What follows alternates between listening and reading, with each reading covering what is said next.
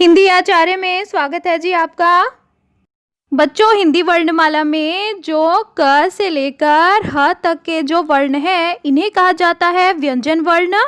और अ आ इ ई उ ऊ ए आई ओ औ और री, ये जो 11 वर्ण हैं इन्हें स्वर कहा जाता है बच्चों। इसी तरह से बच्चों, हमारी वर्णमाला में कुछ वर्ण ऐसे भी हैं जिन्हें न तो पूरी तरह से स्वर कहा जा सकता है और ना ही उन्हें पूरी तरह से व्यंजन कहा जा सकता है। इन ध्वनियों को बच्चों अयोगवाह ध्वनियां कहा जाता है। अयोगवाह ध्वनियां हमारी वर्णमाला में दो हैं। पहली है अम और दूसरी है अह। अम को कहा जाता है अनुस्वार और अह को कहा जाता है बच्चों विसर्ग। अब देखो बच्चों, अम और अह यानी कि अनुस्वार और विसर्ग, इन दोनों को न तो हम स्वर के साथ में इनका योग कर सकते हैं, यानी कि ना तो इन्हें स्वर कहा जा सकता है और ना ही इनका व्यंजनों से कोई मेल है, यानी कि ये दोनों अयोग हैं। ना स्वरों में लिखे जा सकते हैं ना व्यंजनों में लिखे जा सकते हैं, लेकिन ये दोनों अर्थ का वहन करते हैं। अर्थ का वहन करने की वजह से इन्हें वाह कहा गया।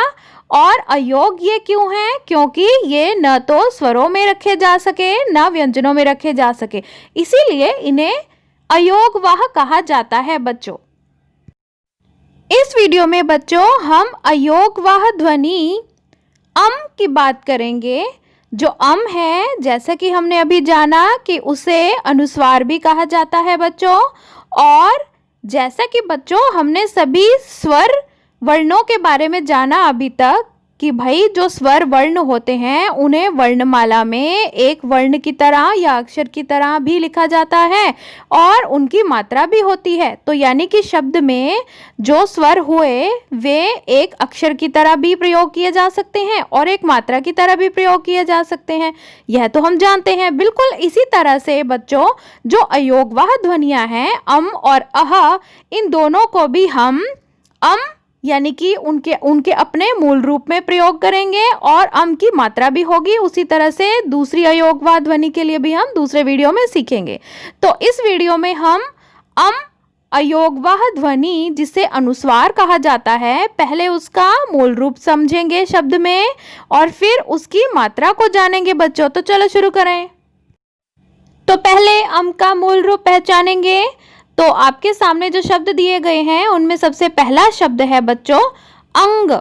अब अंग शब्द में सबसे पहले तो अंग जो अनुस्वार है यानी कि अयोगवाह ध्वनि है, जो कि न तो स्वर है और ना ही व्यंजन है, उसका मूल रूप प्रयोग किया गया है और उसके साथ में ग व्यंजन का प्रयोग करके अंग शब्द बनाया गया है बच्चों।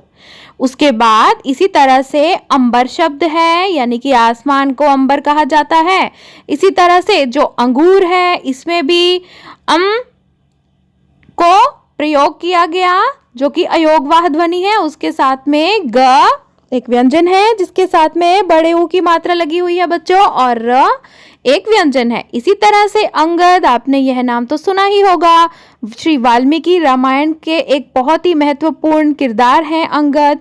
अब इसके बाद है अंदर यानी कि भीतर, फिर है अंकित और फिर अंग्रेज।